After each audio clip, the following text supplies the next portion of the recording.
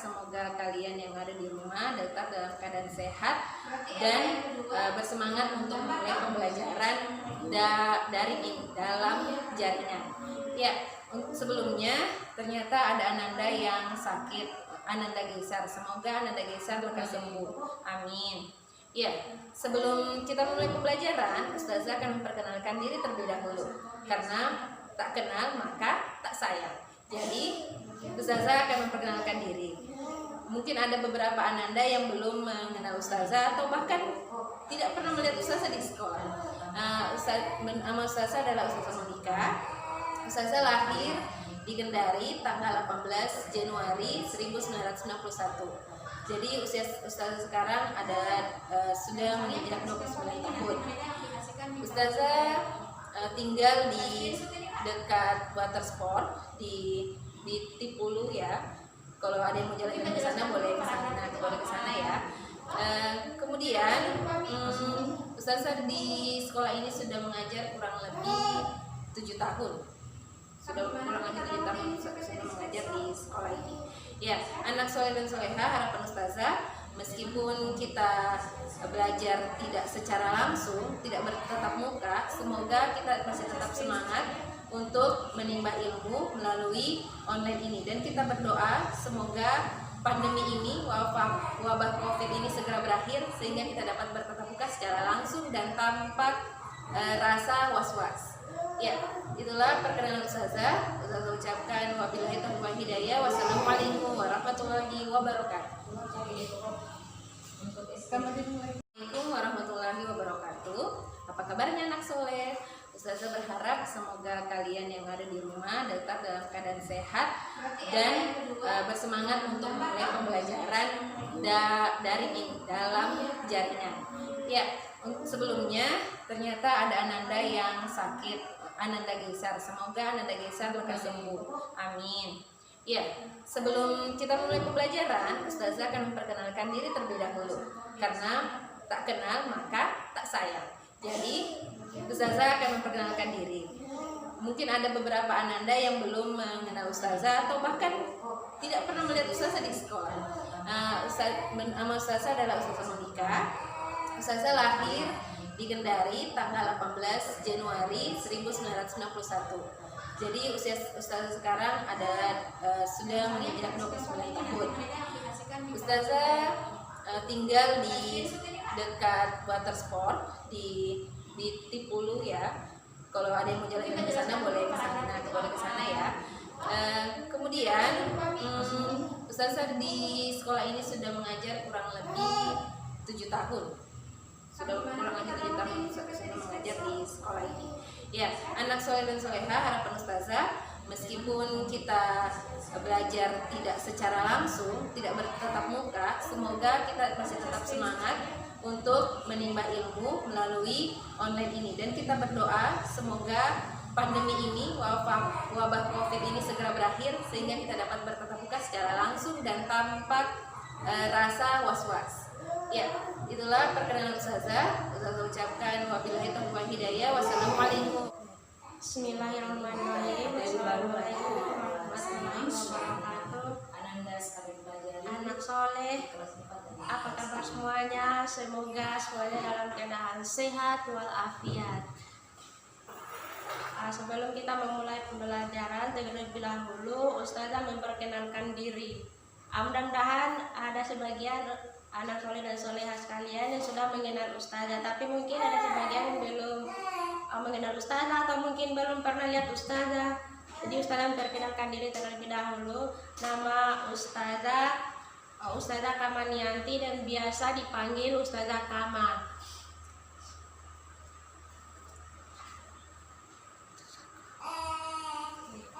Alamat Ustazah tinggal di Jalan Asrama Haji, Pondok Geraha Nada. Dekat ya alamatnya gitu. Ya, kita masuk ke tujuan pembelajaran yang pertama, yaitu siswa mampu menemukan ide pokok dan informasi penting. Ya, sebelumnya Ustazah akan mereview kembali bahwa ide pokok itu adalah pikiran utama atau gagasan utama yang dalam suatu paragraf atau inti dalam suatu paragraf. Tentunya Ananda, Soleh dan Soleha sudah mengetahui tentang ide pokok karena sudah dipelajari di kelas 4 dan kelas 5. Sehingga di kelas 6 ini kita perlu lagi mengembangkan mengenai ide pokok itu sendiri. Jadi ide pokok adalah, sekali lagi tadi saya tekankan bahwa gagasan atau ide atau pikiran utama dalam suatu paragraf yang menjadi inti yang akan dibahas dikembangkan dalam suatu paragraf. Biasanya ide pokok itu terdapat di awal kalimat, di awal paragraf, di akhir paragraf, dan juga di awal dan akhir paragraf. Itulah ide pokok. Ya, kita lihat di buku siswa kita halaman 2 ya, mengenai bagaimana jagung berkembang biak. Di situ nanti Ustazah akan kasih LK-nya bahwa kita akan menentukan ide pokok berdasarkan paragraf yang akan ide pokok berdasarkan paragraf yang sudah kalian baca. Ya, anak-anak. Jadi kita akan mengulang pertama jagung berkembang biak dengan biji. Selanjutnya akan berkembang lagi menjadi tanaman yang baru.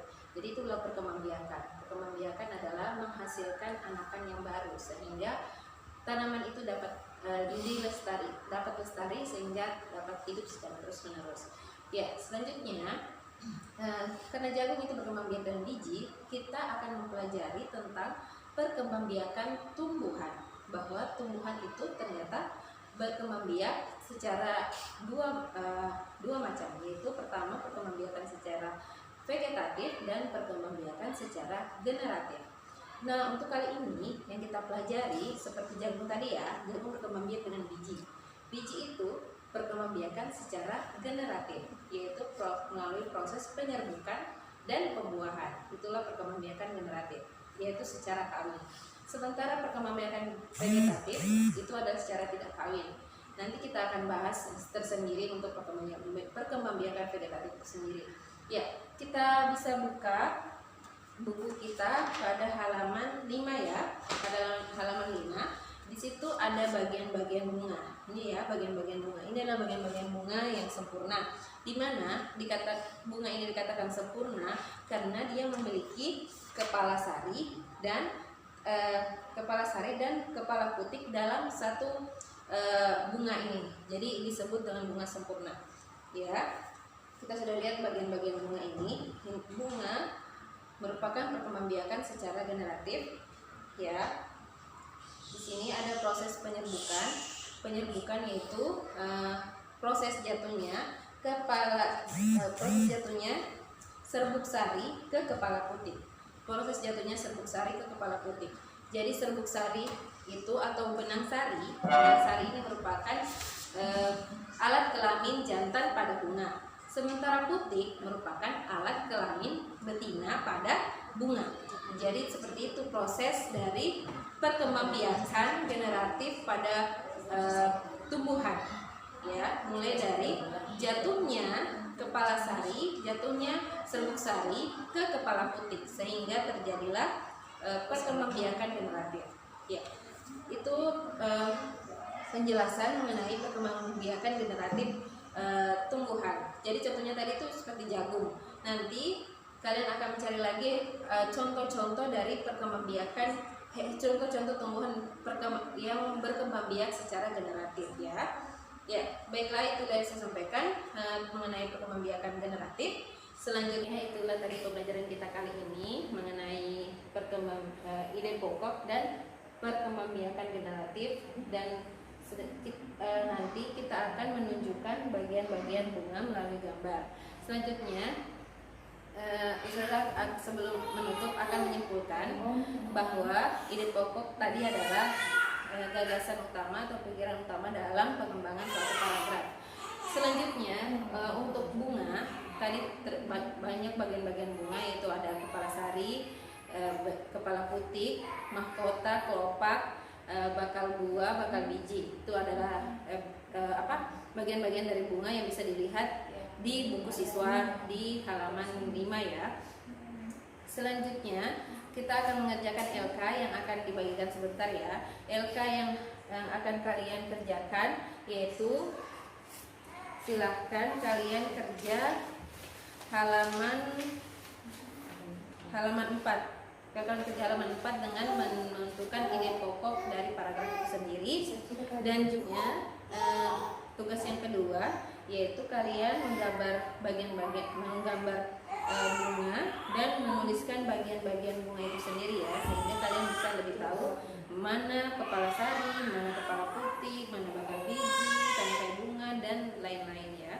Ya, cukup sekian pembelajaran pertama kita kali ini. Mohon maaf lama untuk memberikan kami lama untuk memberikan tugas untuk hari ini. Insya Allah besok lebih cepat